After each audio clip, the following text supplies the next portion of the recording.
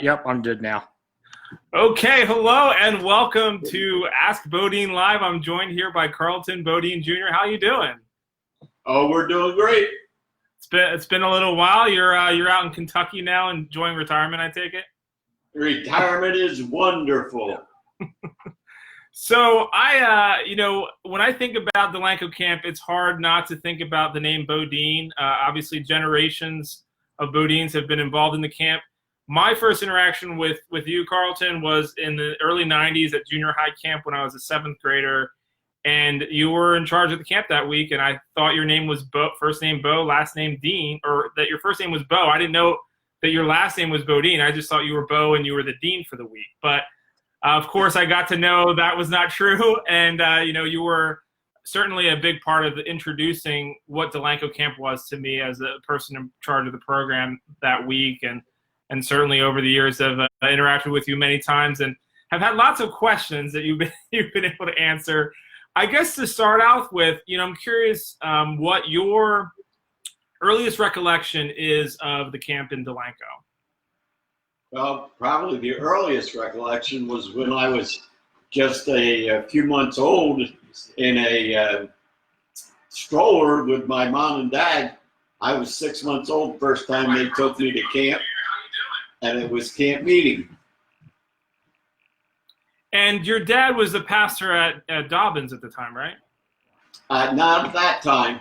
Okay. He was pastoring Neptune City at that time, and then that year he moved to Bridgeton, and he was there for 4 years, and then in Delanco. So how old were you when you moved to Delanco? Let's see, I would have been 4.5, 5 years old. Okay, so you're at the camp as a baby with your parents. What how long did the camp go back in terms of your dad being there and your family being a part of the camp? I believe Dad got involved with the camp right after the war, after Second World War, and he got deeper into it when he was the pastor at Delanco, and then he became the president, and he was the one that led them over to the new camp. So I was at the site the other day. I hadn't actually been there. I think I'd been to Dobbins one time for an event with my family. My dad's obviously a pastor as well, and it's 7-Eleven. I got my Boost slushie while I was there, which was great. That's good. What was the camp like? I mean, obviously it's there on the corner, and those watching, you can see the video that I posted yesterday. But it's on the corner of the corner property at an intersection there at Burlington and Cooper, I believe it is. What was the camp like? Describe what it was like to be there, and what the setup was. Well, probably my first recollection of that camp was a great big old tree that was right in front of the Tabernacle, and it was big enough that we could climb up into the inside of it. And I can remember as a little kid climbing up into the inside of that and watching into the Tabernacle. Now, the Tabernacle itself was bigger than the one we had now at the camp, and it was very, very wide, and it had windows that opened all the way around, and had a very broad stage up front, and the same altar rail that we have at Delanco now was in that camp meeting. Now the grounds itself, there were 2 sets of 5 cottages each on either side of the block, and then there was a dormitory for guests. There was a boys' dorm that was one level on the bottom for boys, and the upstairs was the children's meeting room that later was turned into a boys' dorm upstairs too. The girls' dorm was a 3-story building with the dining hall on the first floor and the craft shop, and I think there was the first aid station, and then second and third floor were all girls. And the only other thing on the property was a a small store, which was about 10 by 10, and a 3-row motel-style old building that used to be the quarters for the evangelists that came. So, in the center of town, right? I mean, that's kind of the model of the old-fashioned camp meeting. It was that it's sort of in the middle. Tabernacle's in the middle. The cabins surround it, and it's sort of a place that, somewhat centrally located, where people are attracted to it. People coming from nearby towns, from around the area. What was the atmosphere like during camp meeting? Was it kind of one of those things where there were just people everywhere and there was a lot going on while it was happening? Yeah, it was a busy place when camp meeting was going on, because it was such a small property, and people were outside the tabernacle. Some of the townspeople would come. Some people would come just for an afternoon and stay for the evening service. They also had afternoon services back then, so that was a way that some people came in.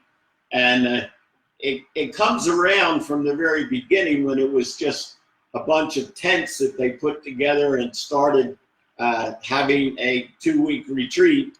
And it grew out of that into the Fletcher Grove camp meeting, and then into the preachers' camp meeting. And then the two came together and birthed Delanco camp. So, you've had a long career in ministry. You're now retired.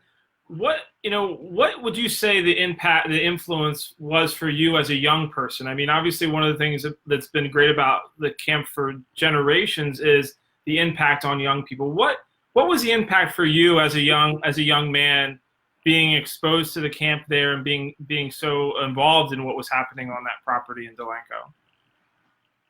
Well, as a kid, it was more of a, let me think of how to answer your question. As a kid, I think I was more involved with all the work of the camp than I was just being there on the 2 weeks that it was actual camp meeting. Because we were there many times throughout the months leading up and after camp, just working, doing things like raking leaves and all that kind of stuff. Spiritually wise, the camp has always been a focus for me in ministry and caring about kids. And I was impressed in the fact that when we were very young, the camp meeting hosted us as kids. We didn't have to pay anything. And they would have like 100 kids come in, and they would just allow them to be there. Now, there wasn't a lot of things that you could do. They took you down to the ball field, and we played baseball, or we had watermelon parties out there on the field.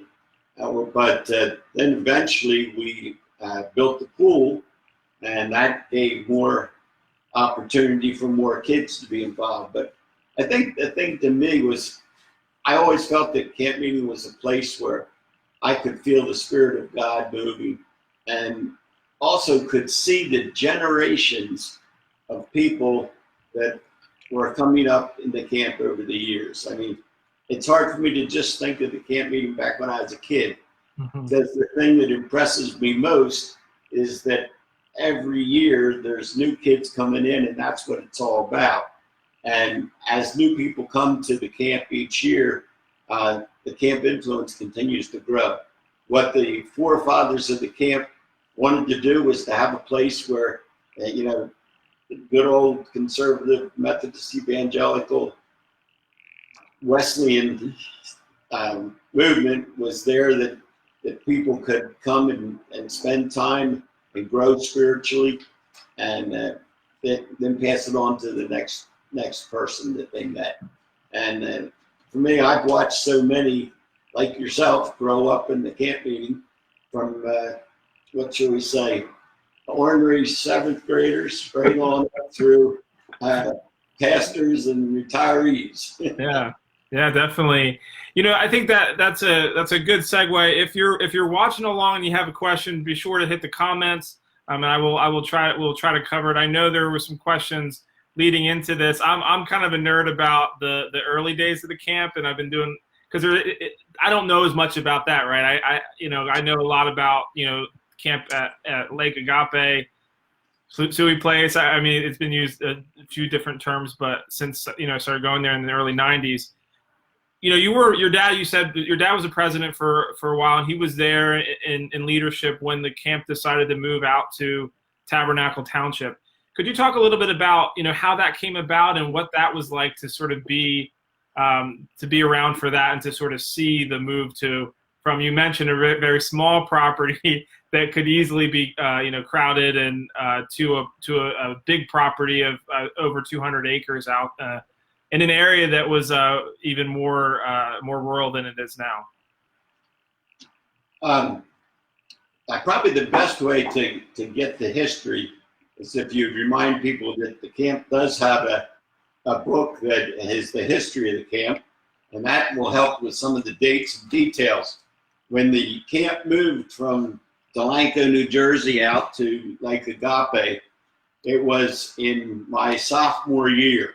I was still in high school, and we listened to our parents who all voted and decided on faith to head out to the camp. I remember my dad had to go and borrow money so that the boys' dorm could be built. We moved out there, and as we moved out, it was a real leap of faith. The directors gathered on the beach there in front of the old dining hall and knelt on the sand and asked God what they wanted him to do about that property. And they felt clear that was something they should do. And so they bought the property. And the new camp evolved very, very quickly because they built the Tabernacle and the boys' dorm and started the motel and did the what's now the retreat center long before anything else was on the grounds. And then they built the Brown Cottage, and then eventually, Burrell Cottage, and then eventually Brown Cottage. And it was kind of just a wonderful experience to go out from in Delanco out to a property with all this expanse and places to do things. And it was really great. What was the property? What had it been, and what was it like? Was there a lot of things that had to be done to kind of make it work for the purposes of having camp programs out there? Well, it was basically the rec center was a 3-apartment complex with an open air dining area type. It was kind of like a place where Mr. Witt, who was the one that owned the property, had social gatherings and things like that in the old dining hall there, which is the retreat center.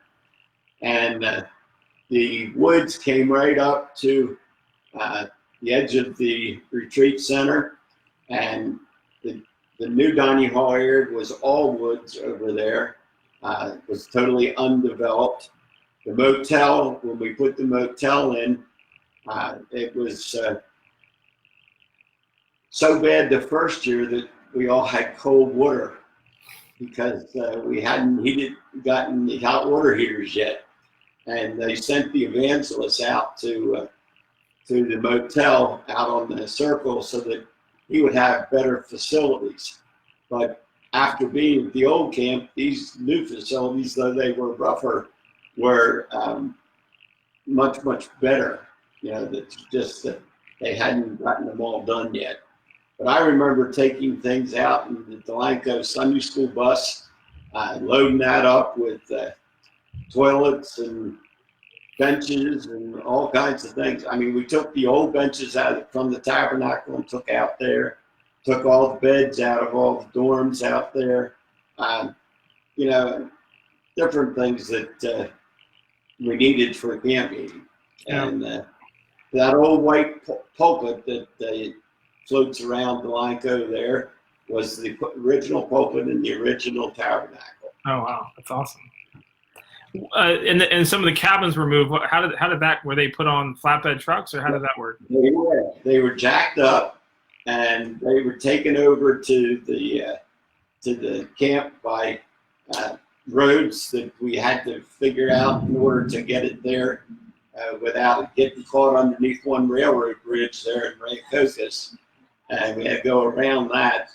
And they were taken over. We had one where the store is, and then another one closer to the tabernacle, which was the craft shop. And then we had the children's chapel over where the craft shop is now. Mm-hmm. And then the old junk shop was out by the boys' dorm, which has since met its glory. R.I.P. to the junk shop. I have many memories of that being there by the boys' dorm. We sure do. Yeah, that's one of the things I always thought was, when I had heard about the cabins, and you can tell certainly looking at them that they're not of the era that the camp moved there, right? So you can tell that they predate, the move to Lake Agape. But I always try to picture these cabins going through some of those roads from Delanco to it's about 45 minutes from Delanco to Tabernacle. Well, you can really picture the way the cabins were if you go out to the camping area, and those bathrooms out there are pretty much the old format of the cottage. It was just the cottage and then the front porch, which was now we're using as the laundromat. I think you're still using that. But that's the size they were, and I think we took 5 out there originally. Yeah, so that was that's something it's neat to see sort of the connection. Obviously, the altar as well was connected with the old camp as well. Yes, the altar and the pulpit. Yeah. So you have and then is the bell the same as the bell that was used previously? Yes. Okay. Yeah, I forgot about that. Yeah, so it's neat that there are some of those things that still exist. The property itself, being there the other day, you see the coolest thing, and I think one of the only things remaining are the 2 signs that say camp meeting, the camp meeting grounds. Camp meeting grounds, yeah. And the old pool is still out in back of the store there. Yeah, you could still see the railing sticking up from where the railing out of the pool you could climb out. And maybe it's been taken down now, but I know it was there years ago. I haven't really. They just filled the pool in. They didn't bother moving it. Yeah, I don't know if we want to talk about the pool. That could be a touchy subject. I know that's been something for years. We did have a pool just in Delanco, not in Tabernacle. It was a 30 by 50 pool, and Dr. Hamill Ships was one of the directors. His house was just off the property there, and so he gave us his backyard in order to build the pool. And he was very instrumental in helping us get finances for that. And we used that more than for camp. We also used that for day camp with Delanco Church all throughout the years. You talk to people like Alice Carl and Ellen Holiday, and some of those that I can't remember all their married names now. Alice Smith. They can tell you that we ran day camps there. I lifeguarded there for a lot of years, and it was a lot of fun until we moved out of there. So I know one of the things, I was reading from the book and some other writings, your dad had written about the car accident that happened, and that kind of played a role in sort of, I'm sure that wasn't the first time the discussion had come up that, hey, we don't have a lot of room here. But what do you remember of the car accident and how that factored into this decision? it's kind of a funny way. You know, the directors are always struggling with change. You know, what do we do? Where do we go? And it's kind of a comedy. If you were writing a newspaper article, you would probably write it, drunk driver pushes Delanco directors to move to Tabernacle. Because it was a drunk driver late at night coming around the curve there, just past the ball field, and ran into the back dorm, the back of one of the dorms, and they didn't want to put the money that was given to us by the insurance company back into the old property. So that's what started them talking about going to the new property. And it was that little tiny insurance claim. Yeah, I think it was $468. I think your dad had written down. Something like that, yeah. I don't remember the numbers. Yeah. They've slipped past my head.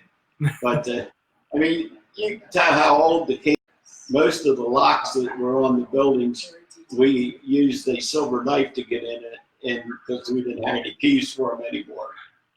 Yeah, that was interesting times. So the early days. So you mentioned you were a sophomore in high school when the move happened. What was it like in the early years of the camp?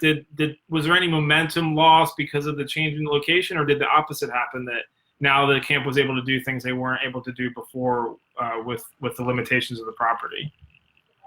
Well, the momentum changed somewhat when just prior to that, originally the camp hosted young people. Then it got to where they were paying $10, which was just outrageous price. And then we got the pool. And the youth presence was one part of it, and the older adult presence was the other. When we moved out to the new camp, the youth presence began to blossom, and the older adult began to dwindle. It used to always be that the adults carried the summer camps.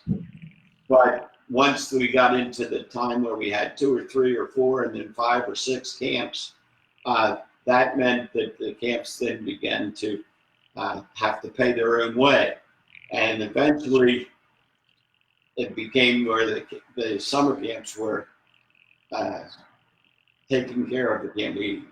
The camp meeting was no longer making its own expenses.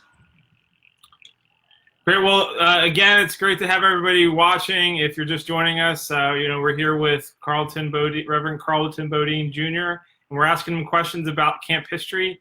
If you have a question, feel free to add it in the comments, and I'll make sure we cover it. I wish I could show a photo real quick of you drinking out of a mug like that in your 20 years ago. That is the mug. In terms of your own involvement, after you graduate high school, you go away to Asbury. What was your involvement then moving forward, and how did the camp continue to be such an important part of your life through all your years in ministry? I came home from Asbury and worked summers at camp along with an outside job. We worked as part of the staff, myself, Gary Turk, and some of that group. We worked jobs out into the public and then went to camp at night and worked for the camp in the evenings. And for a long time, I even worked night shifts so that I could do the horses in the day shift, still while I was in college. After college, I took a church in Barnesboro, and that began my chance to be involved with the camp meeting, the camp itself. And from about 1971 on, for a long period of time, I worked with my dad as the camp manager, and then eventually moved into vice president and then president. But the biggest thing was I started to work with the youth right out of college. And a little bit after I graduated college, they began to trust me enough to let me be the junior high dean.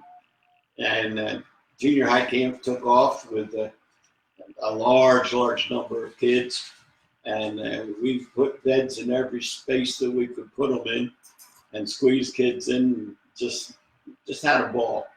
About 20 years worth. Jerry Ruff was with me, and so many others that too many to mention. But some of you may remember people like George Hankins and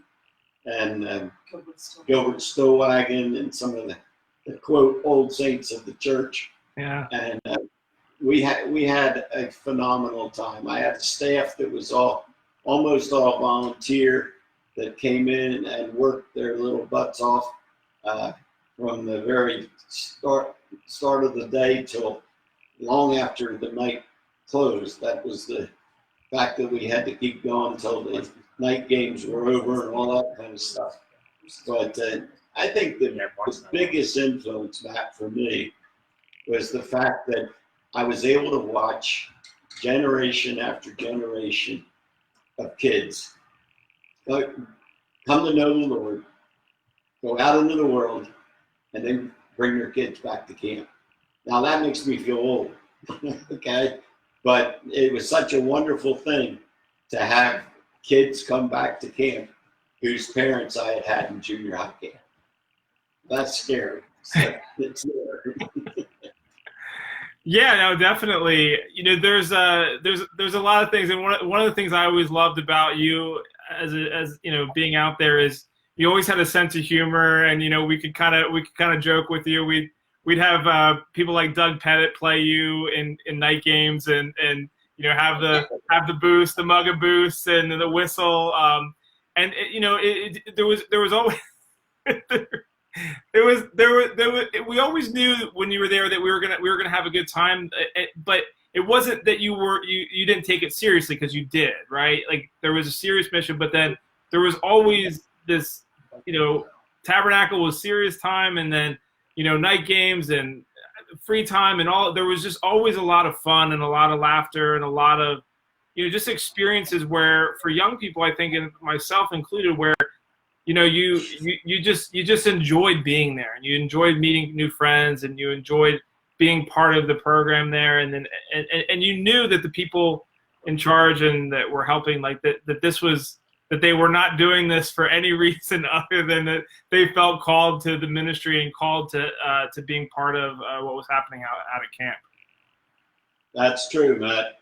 That was the great thing, that so many of my staff came out there over the years because they wanted to see kids come to Christ. And they had experienced Christ there in their own lives. Many of them met Christ the first time, and then they came back on staff as the years progressed and led more and more kids to Christ. I mean, if you could even begin to count the number of kids underneath those trees out at Lake Agape that have met Jesus, that's a wonderful, wonderful thing. And if there's any legacy you can leave, and I can leave, and all the people that have been involved in Delanco can leave, is the fact that they passed on Jesus to others. And that's just, we had a great time, and we laughed, and we stayed up late. I usually slept about 2 hours a night during camp, sometimes not at all. And we had so much fun, but we always had a seriousness at the Tabernacle. Yeah. We got in that Tabernacle, everybody took time to focus on their own life. And we came out of that Tabernacle changed because we had met Jesus. And some of the evangelists that we had over the years have just really touched the hearts of so many kids. And the sights of kids kneeling at that altar, and kids sitting out against the tree with a counselor that was trying to lead them through to where they tend to know Christ. That's the great members that are out there at camp. For you being in, you know, one of the things that always, you know, I always thought was really powerful about camp ministry for the, you know, for everybody, but specifically for the pastors, where, you know, it was a different type of ministry for you, where you throughout the year you're running, you know, you have so many things to do in terms of running, you know, being a senior pastor of a church, and you know, you were always really active in your churches with the youth group too. And I think because you were so active, that's why so many of those kids were then involved in camp, because they knew you, they had a relationship with you. So when you'd say, hey, I really need someone to help at camp, they said, oh yes, of course, for you, anything. But for you, how would you describe your time at camp as a pastor? Was it kind of a time for you to sort of maybe, I don't want to say recharge because you didn't get any sleep there, but how did that fit in with your overall ministry during your time as a pastor? I would say it fit in the fact that it was the place that I brought my youth to get to a deeper relationship with Christ. And I always had large youth groups because the camp meeting was part of that. We hooked kids on camp, and they came back to camp, and then next thing you know, they came to church. And the camp itself had basically about 5 or 6 churches a year that sent large groups of kids. And that changed to different churches throughout the years. But as a pastor, it gave me a place to put my kids from junior camp right on through to come to a deeper relationship with Christ. And I always thought of camp as just fun part of the summer. And then my churches gave me the time off those couple of weeks to be out there, and I used every ounce of energy I had, and some of that energy is still here. Yeah, you needed a vacation after being out there because of how much work it was. Even now I say, when my boss says that I'm taking a week off work to be at camp, I said, he's like, oh, you're going on vacation week. I'm like, no, it's not really vacation. It's great, it's fun, but it's not a vacation. Yeah, we used to spend 2 weeks out at camp or so. I was there for Memorial Day camp, and then I was there for camp meeting, and then for junior high camp, and then we take off vacation and drive to Alaska and back. So it was crazy summers. Yeah. In terms of, and again, if anyone has any specific questions, sure, feel free to add it in the comments.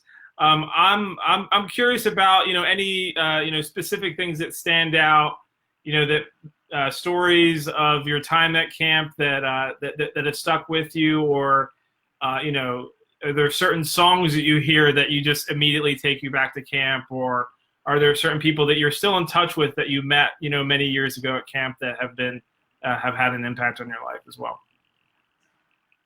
Very definitely. When I went to get my glass out today,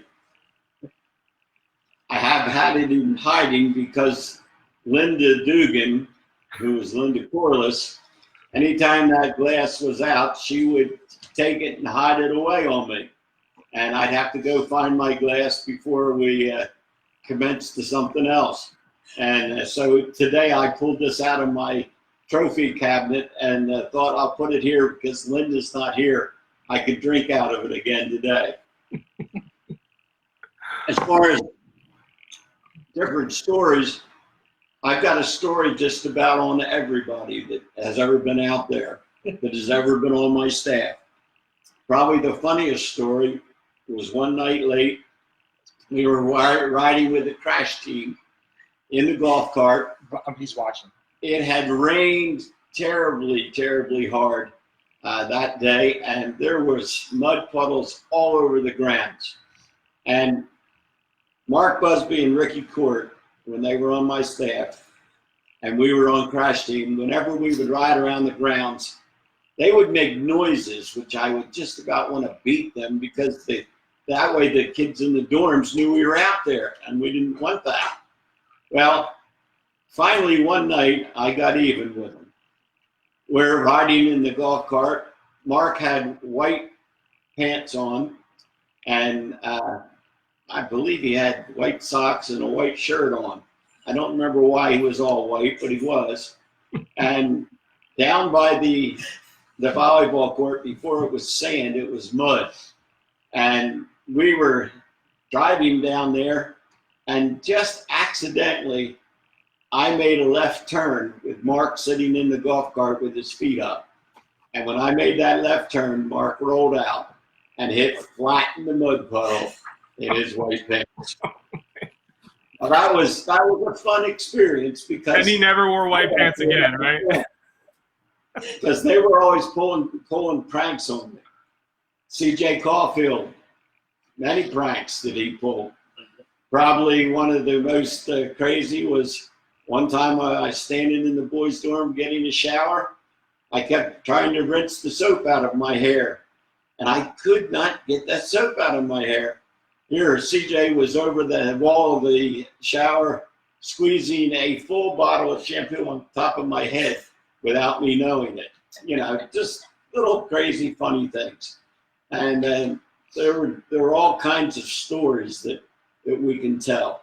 And I'll try not to tell any to get any of you in trouble. Yeah, I mean, there's a little bit of a 6 degrees of separation we could play, right? Where, and this happens where, you know, all the different churches you've been at, there's connections, right? And it's always interesting and one of the things that's been fun about kind of looking back at some of the history this week for this history theme I'm doing is that, you know, you start to recognize these patterns of people and places that, you know, either your dad was a pastor, that you were a pastor, or that, you know, someone someone other names at camp of people, and you start to see like, oh, this is how, you know, these connections work. And that, to me, that also just really speaks to the friendships and the relationships of people over the years, right?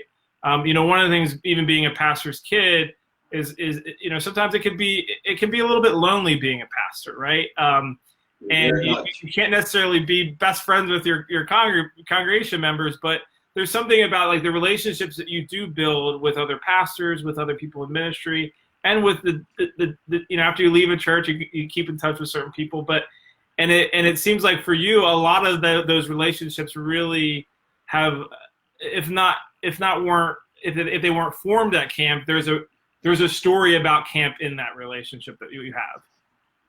Right. And it also allowed me to tie all my churches together. Mm-hmm. I mean, from the very beginning, Mark Busby, for example, was in my Barnesburg church, but he sort of moved with me to my Waretown church, and that's where he met his wife. And, you know, that's how he got involved with so many other people in the camp. And it gave me a chance, even though I wasn't allowed to go back to those churches, it gave me a chance to take the church with me.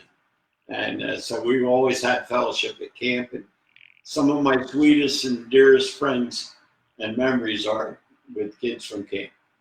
And so I'm wearing. What's that? I call you all my kids, even though all of you are all old enough to be grandparents. But you know, what can I say? That's. I feel it's a privilege to be considered one of your kids. So I like that. I'm wearing the yellow shirt, the traditional yellow shirt. What's the story behind the yellow shirt? Why is this such a staple of your time out at camp?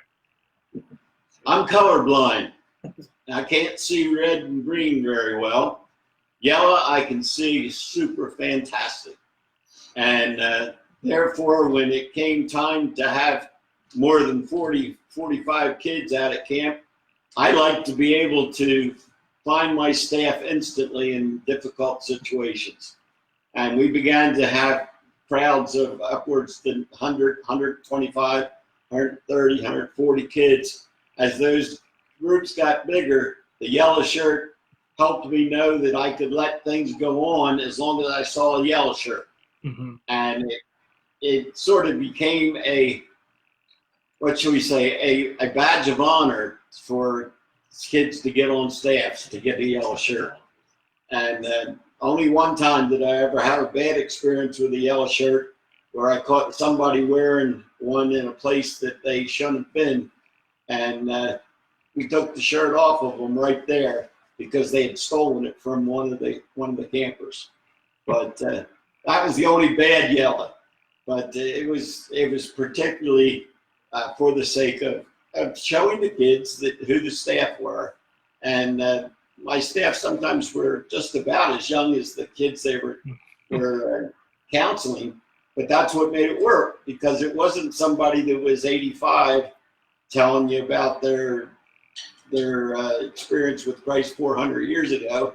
It was a kid saying, 5 years ago I met Jesus right there at that altar, and that's what worked. So the yellow shirts were my way to keep track of my staff in the midst of all my campers. Yeah, it's great. I love that, because it's something that becomes kind of a part of the culture, but that there was a specific purpose for it. Talk to me about Boost. Where how did Boost is obviously a Riverside based software company, so it's a very local thing. But how did that become a thing at camp? That was the thing at camp long before I was old enough to drink it.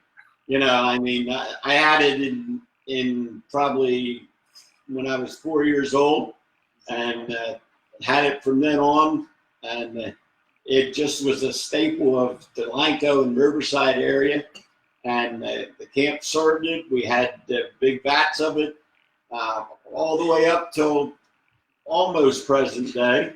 A few years ago, some of the moms began to say they thought that Boost was giving their kids too much energy.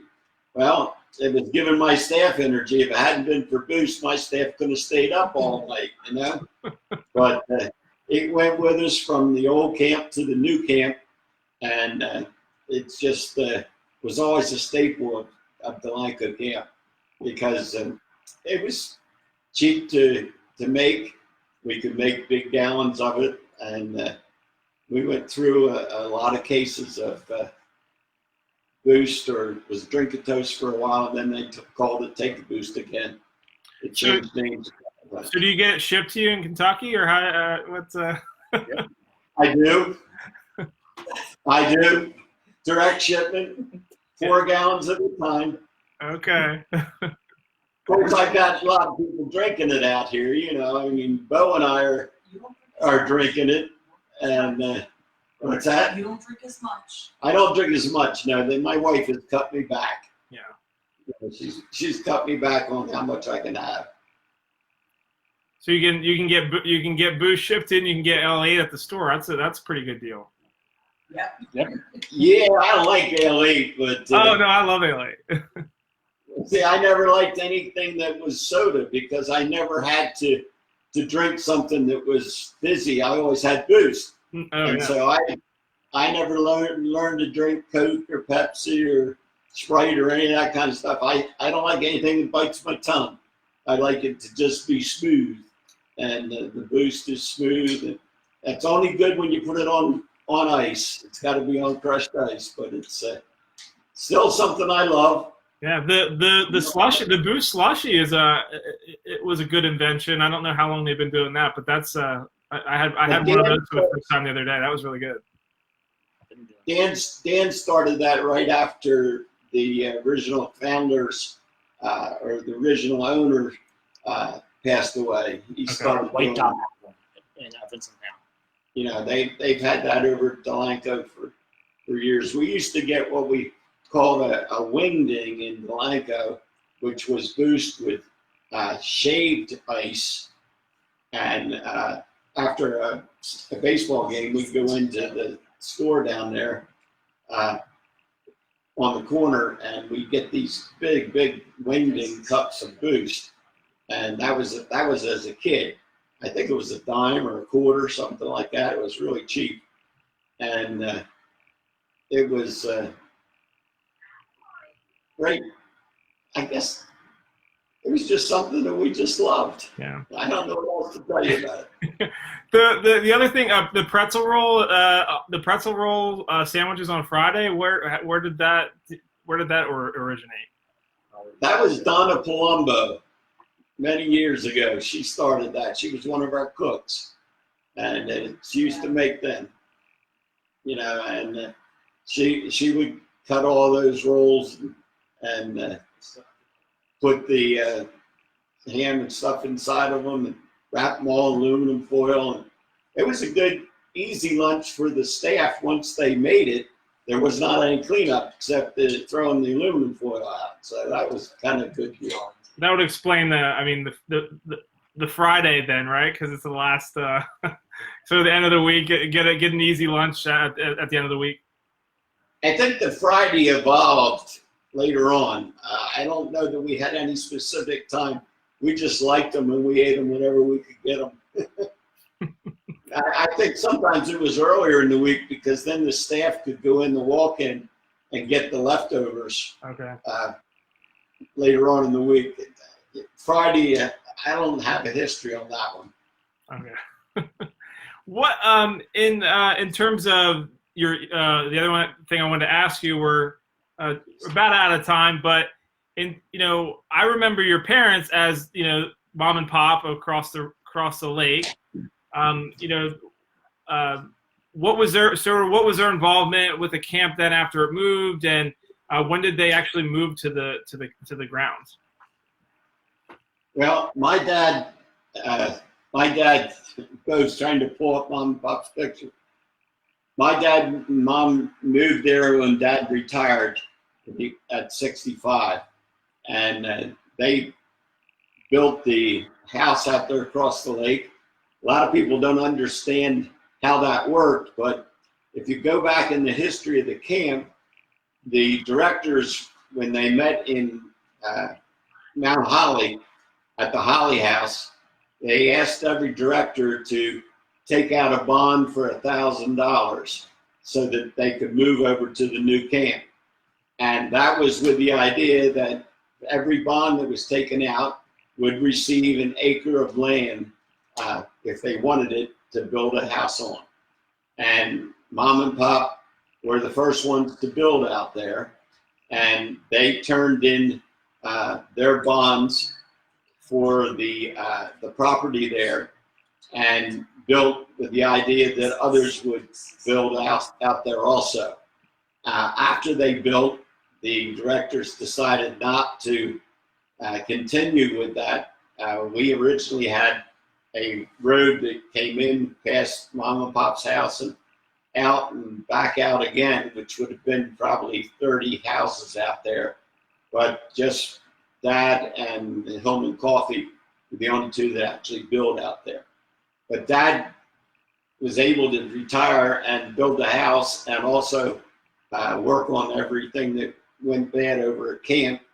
And he had his golf cart and would run over there, and him and mom would come to service in the golf cart. And it was just kind of a neat experience because mom and pop were mom and pop to everybody, not to me. Mm-hmm.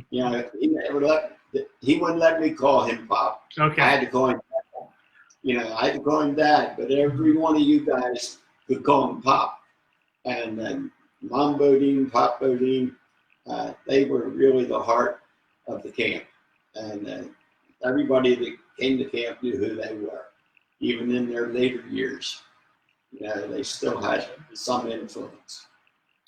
Yeah, I mean that's one of the things that the reminder why the 3 is important on your son's name, Carlton's name, is that because sometimes people are like, oh, Carlton Bodine Jr. is, and like no, Carlton Bodine Sr. is Pop, and then you have Carlton Bodine Jr. and then you have Carlton the third. So it's you kind of have the 3 generations connected by the same name. We try to mix people up. That's one of our choices. So we really more, and a lot of people call me Bo, and a lot of people call Bo. So we're both Bo. So I don't know if anybody else watching had any other questions, or if there's anything else that you wanted to talk about that comes to mind about camp. I mean, 122 years of history of an organization is a long time. But if anyone else has any specific questions, or you had anything else you wanted to add. Let me add something, Matt. 120 years of an organization, make it very clear that I was not there through those whole 120 years. Second thing I want to make clear, You asked me a question the other day as just a sample question, and I want to answer it again in the public eye here. You asked, how did all the buildings become yellow out at camp a long time ago? And that all started when the directors moved out there. They voted that the buildings would be yellow and brown. And while I was camp manager, I tried to make sure that that was followed. And a lot of people blame that on me, but I'll take credit for the t-shirts, but I was not the one that started the yellow and brown on the cottages. Okay. I painted them, so I wasn't the one that started it. So Wampus, I've heard a lot of different things about Wampus. What do you know about the sort of the history of the name Wampus and the turtles in Lake Agape? Well, Wampus was a fish in the beginning, and then eventually it became a turtle. Okay. Wampus was we always teased about somebody was going to catch the biggest fish. And we didn't emphasize the turtles because we had snapper turtles out there. And we didn't want the kids grabbing turtles and getting their fingers bit off. And so we didn't really push Wampus. But then all of a sudden, Wampus developed. And I can't even tell you how it continued on. It just rolled with all the fishermen that loved to fish. The story grew bigger and bigger and bigger. And Wampus never came out of the lake as a burst of fire or a cloud of water, but he was quite a legend to some of the little kids that like to fish. Yeah, I love how, without fail, you meet a little kid around the grounds, they're gonna one of the first things they're gonna talk about is Wampus, right?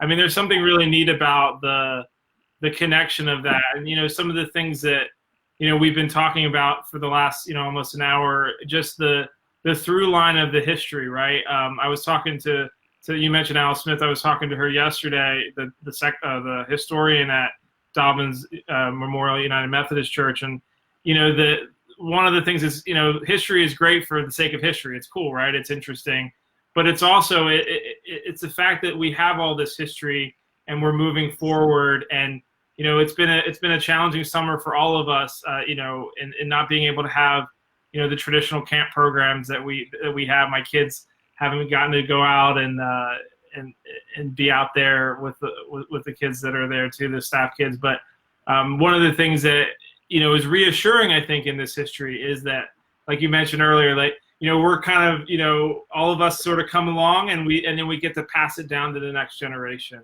and that we continue to see how God is moving and working through this place. Matt, can I say just one more thing? Yep. One of the things that I've been thinking about this summer is just the very pain of not being able to have camps. Those of us not being able to have our churches gather together and all that kind of stuff. And I just thought, how would that have affected if that had happened back in 20 years ago, 25 years ago? And though I'm not good at it, one of the things that is so wonderful today is the modern electronics of just what you guys are doing right now.